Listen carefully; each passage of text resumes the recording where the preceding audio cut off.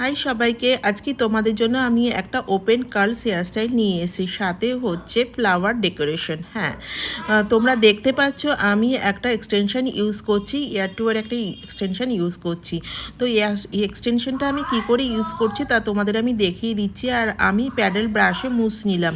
হ্যাঁ, মুছটা আমরা নিয়েছি যাতে কার্লসটা লং লাস্টিং করে। তোমরা দেখছো আমি এই মুস ইউজ করার পরে আমি একটু ডায়ারও করে নিয়েছি, সেই ভিডিওটা আমার করা হয়নি। এবং পার্ট টু পার্ট আমি ধরে ধরে ধরে কার্লস করে নিলাম। তোমরা দেখছো আমি কার্লসটা করে নিলাম। তো এভাবেই তোমরা কার্লসগুলো করতে থাকবে।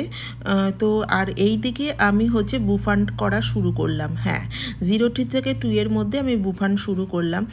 তারপরে আমার যখন পেছন দিকটা কমপ্লিট হলো, আমি সামনের দিক অর্থাৎ ফ্রন্ট সেকশনটা আমি হচ্ছে ভ্যারিয়েশন করা শুরু করলাম ফ্রন্টের দিকটা। তোমরা দেখছো আমি কালগুলোকে ভালো করে স্প্রে দিয়ে দিচ্ছি যাতে কোনো মতে খুলে না যায়। ওইদিকে ফ্রন্টে আমি 3 টং ইউজ করলাম। 3 টং ইউজ করলে পার্ট টু পার্ট করে করে আমি সুন্দর করে ফ্রন্ট করা শুরু করে দিলাম।